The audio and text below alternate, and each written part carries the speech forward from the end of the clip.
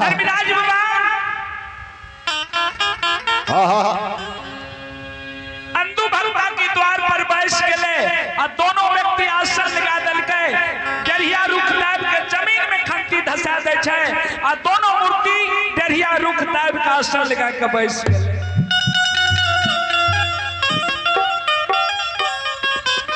अब भगवान कल के हनुमान जी एक बेर अंधु भक्ता का हाथ दहाकते हैं या ना तू ना क्या अल्लाह का धर्मराज द्वार से पुकार के रहलैये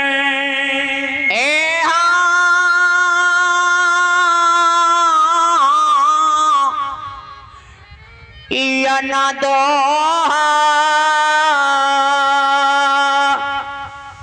अंधु अंधु लाभ लेके धर्मराज द्वार साहब दे छे ओ अंधु भगता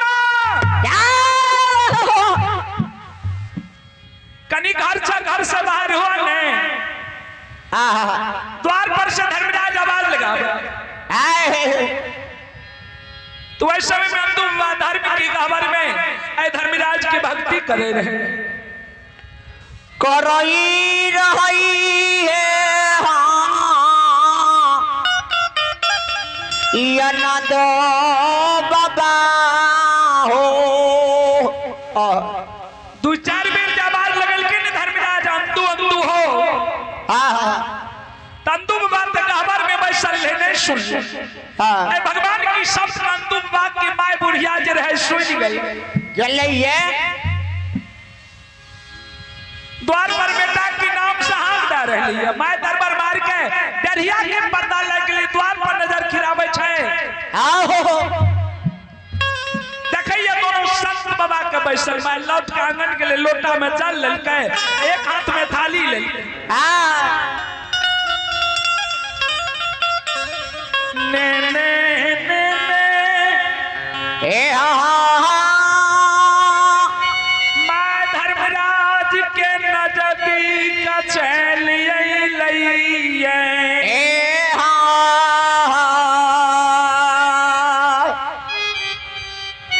गुरु बाबा के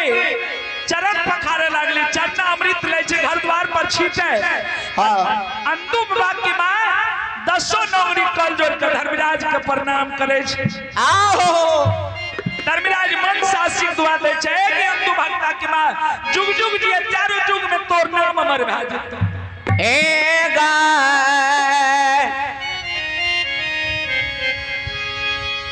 दो दिन से चूल्ही नहीं जल रहे अंधु बाबा तेसर दिन धर्मराज पहुंच गए अंधु बाबा के द्वार पर कि चला दुख दरिद्री कह लेबे लक्ष्मी की विराजमान अंधु भक्ता के कह देबे समाज बाबा ए बाबा मां आंगन से जाए मन में सोचे कि संध्या समय में दोनों महात्मा हमरा द्वार पर अले महात्मा लागे चाहे हमरा कन मेहमान बनते कि चल जेते मां लोट आंगन गेले आ टूटल चटाई ला लेलके मन में सोचल के जो भगवान आ संत बाबा जो हमरा द्वार पर रहते त टूटल चटाई पर बैठ जेते तब हमरा विश्वास मां टूटल चटाई ला के वो टूटली मरैया में ने ले बिछा देलके आ धर्मराज बाबा के कल के संत बाबा चलियो ना आसन ग्रहण करू ते धर्मराज बाबा दोनों मूर्ति चल गेले वो टूटल चटाई पर बैठ गेले मां का विश्वास भेले कि लागे छै संत बाबा हमरा द्वार पर मेहमान रहते मां लौट के आंगन गेले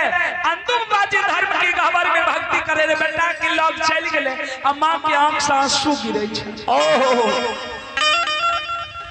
कहे छे हां बेटा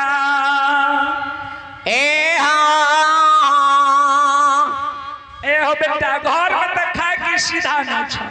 आ द्वार पर दू गो संत अइले ए मकमा नगरी में तोर जात नहीं बचता ए हो बेटा अंधु ए हो अरे